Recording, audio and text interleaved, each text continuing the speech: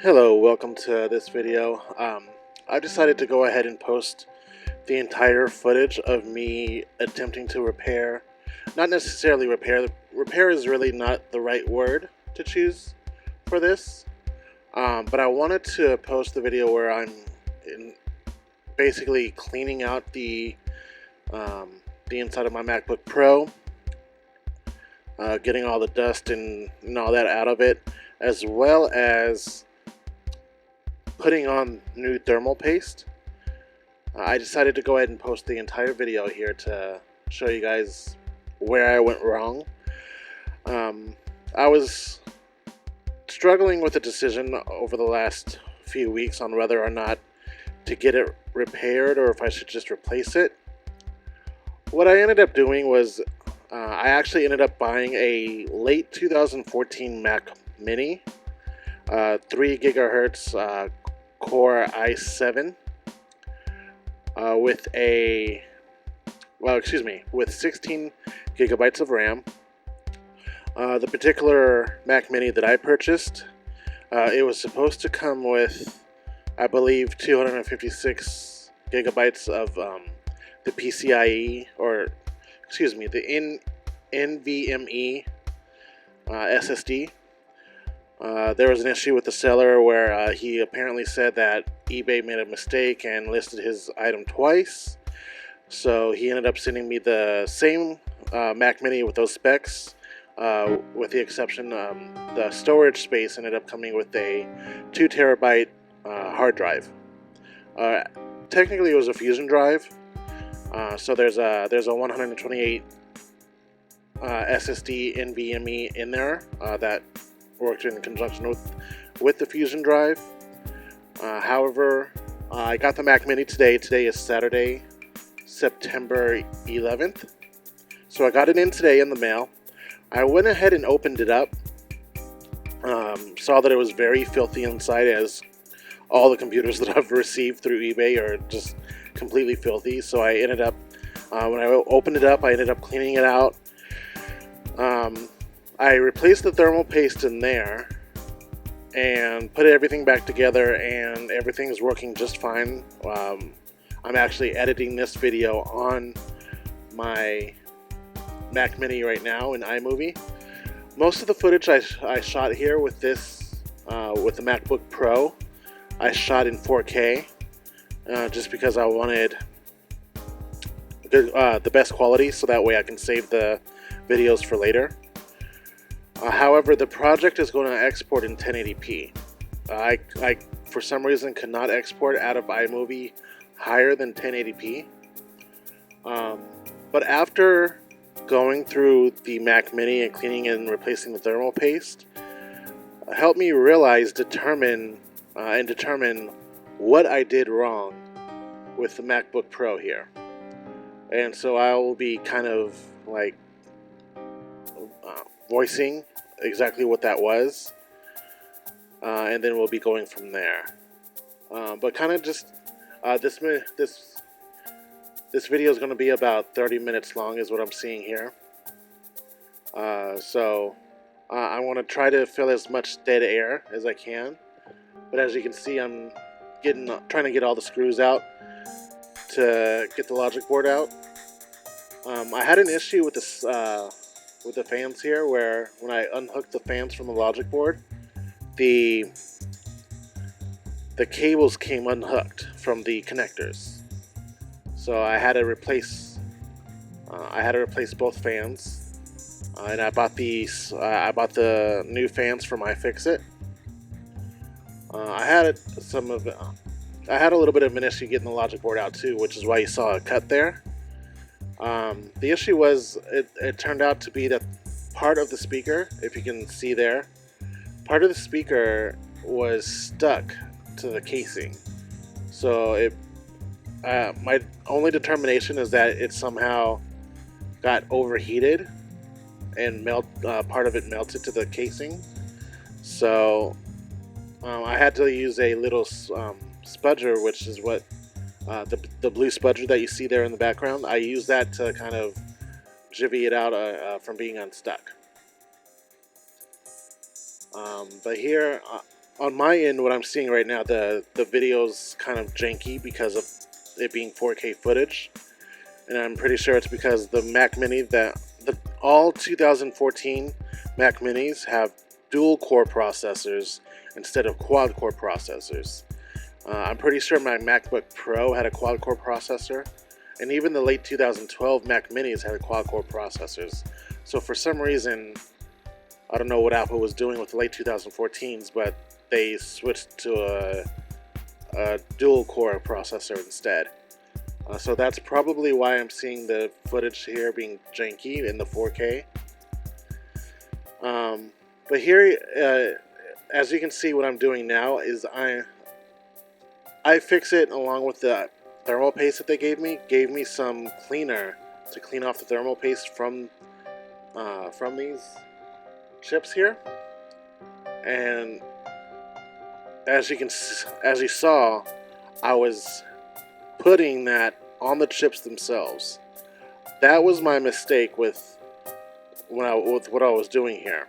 I should not have done that. I should have put them on a Q-tip and then cleaned, instead of putting them on the chips themselves. And so, with that being said, I believe that's what's caused my MacBook Pro to not show any or not display any video on the internal display or on any of the external displays that I try to connect them to.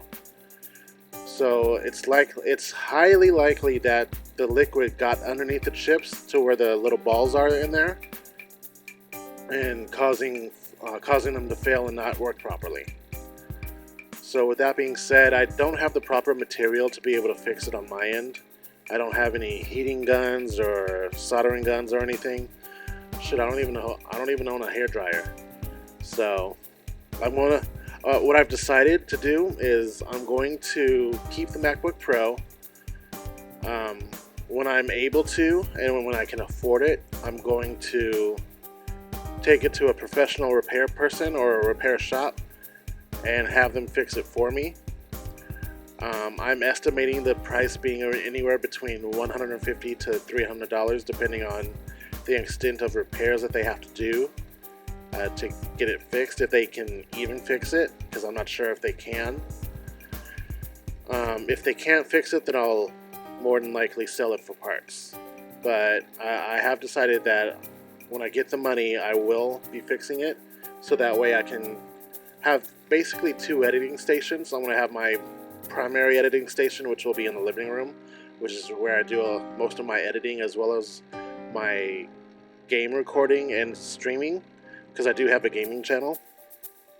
And then whenever I need to do editing or recording or anything in my room, that's where the MacBook Pro will be. It'll mostly be in my room, or if I need to take it on the go with me. I will be releasing another video here shortly after this one, because I do have kind of like a mobile setup that doesn't include the MacBook Pro that I'll be showcasing on my next video. And I don't want anyone to get confused. This particular channel is not going to be geared towards tech repairs or anything like that. I'm mainly doing this particular video I'm mainly doing as a reference point to kind of let you guys know what I'm working with and my experiences and everything with tech and what I'm doing in terms of my workload and whatnot with my videos.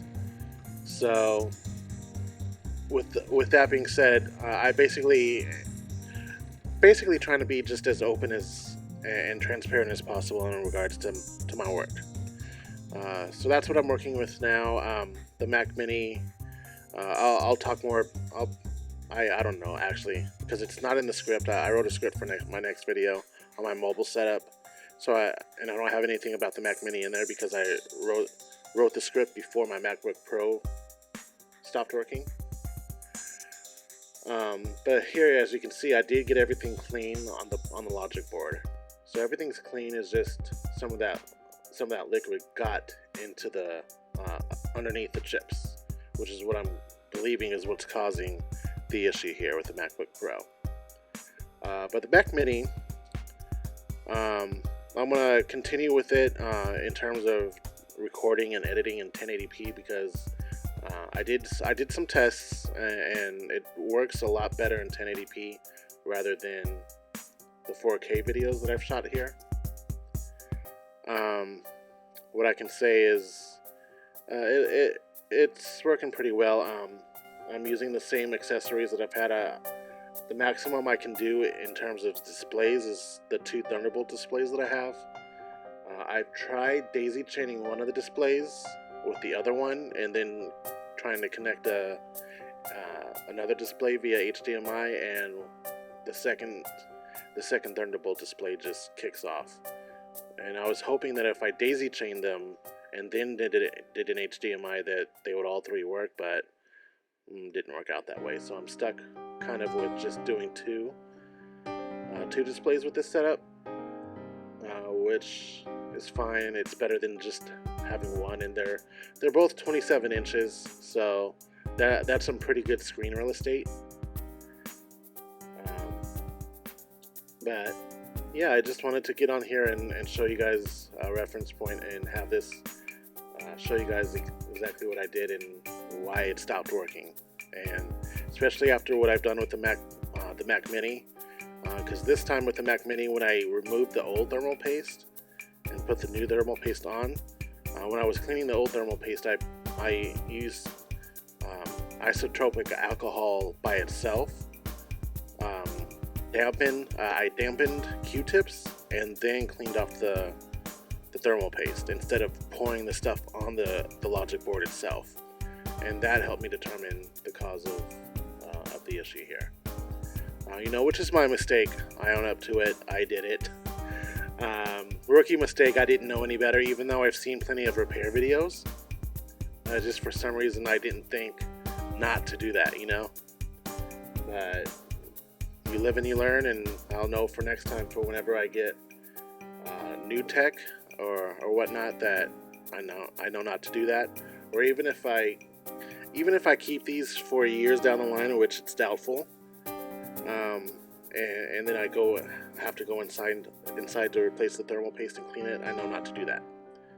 Just period. Anyway, that's about it. We're about almost 13 minutes into the video. We're about halfway to the end. So at this point, you see me here putting the logic board back in. I don't know if I said this already, but the SSD that I had in the MacBook Pro, I went ahead and put into the Mac Mini, which broke the link for the Fusion capabilities, which is fine because the 2 terabyte drive that was in the Mac Mini prior was a standard hard drive, a mechanical hard drive. So it's the SSD is going to work faster than that anyway. So what I want to do here is, I'm working off the SSD, a full 2 terabytes, which is cool. The SSD that's in there, that came in there, that was part of the Fusion drive, the 128 gigabytes one, I'm going to go ahead and turn that into a Windows Boot Camp partition. So I'm going to use the entire 128. I realize about close to half of that is going to be just the operating system for Windows, which is fine because I don't need any more than maybe 65 gigabytes for the for working off of it, because the main part of that is the main goal for that in terms of the Windows 10 partition is I'm going to be recording or streaming some Windows only games like I was just going to say Among Us. However, they do have Among Us on mobile devices as well as the Switch. But I do want to do Among Us on the Windows side for like the mods and stuff, if I can learn how to do that. And then other PC-based games that aren't available on any other platform like PlayStation or Switch or anything like that. And it wouldn't be anything that's too heavily loaded either, being that the Mac Mini it's not high-end. the VRAM is the same exact. Even though it's integrated graphics, the VRAM is the same amount that the MacBook Pro had, which was 1.5 gigabytes. Even though it's 2 years older, especially since also the Mac Mini is not a Pro device, it's a consumer grade device. So anyway, I feel like I'm kind of rambling now just to kind of feel the air. And I'm sorry that I'm working with my iPhone here with the camera, which you'll hear me talk about more on my next video. But I'm only able to get just the one angle. I'm not able to do any top-down angles or anything, especially since I don't have the equipment or anything like that. So as you can see, I'm there's some parts you can see that I kind of struggle with trying to get like the screws in and whatnot. So it's kind of funny, but yeah, this kind of work I enjoy. However, there are times where I do get impatient. So I don't feel like tech repair itself is for me. I'm more on the side of like technical support and troubleshooting. That's where I'm more comfortable with. I love troubleshooting. So if there's like any software issues or basic hardware issues, I don't mind. I love doing those. Especially I did work at Apple for a couple of years on the technical support side. I worked in all of their departments back in 2011, 2012. I started in the iOS department back when the iPhone 4 and 4S were releasing, and I did that for about almost a year. I'd say I did that for almost a year. And then during my second year is when I had the most range in terms of training and experience. I went over to their wireless department back when they were selling their airports. I don't know if anybody remembers those, but they're basically their Wi-Fi routers. When they were selling those, I was in that department for a few months. I was in the Mac CPU department doing troubleshooting with that, and then I was in the Pro Apps technical support department. So for their Final Cut Pro, Aperture, and all that, all their pro level programs, I was in that support for a couple months, as well as what they call the Agreement Admin department, which is a department solely based on supporting for anyone who had AppleCare. They didn't have AppleCare Plus at the time. I think they came out with AppleCare Plus maybe a year or two after I left them. So, but just a little bit of background for me. I'm very techy in regards to Apple products, and I love Apple products. So having that experience really helped me in terms of understanding their products, and helped me basically fall in love with the products even more. Anyway, I don't know what else to say here from here. I'll go ahead and stop the video, the voice recording here, and then if I think of anything else, I'll come back.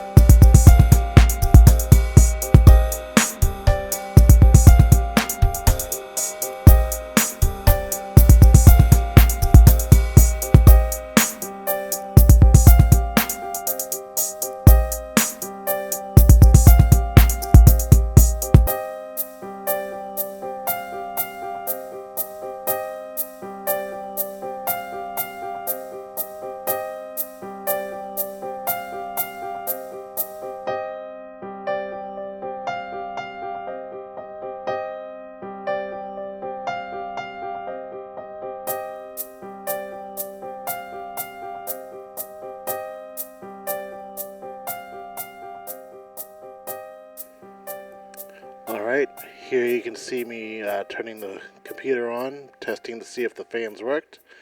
And they do work, however the display does not come on. And this is where I realized that I fucked up. Anyway, this is the end of the video. I've realized after recording my last voiceover that editing in 4K on this computer is not the business. Like, the computer completely slows down, so I will not be doing that. I'll be doing 1080p. With that being said, thanks for watching. Peace!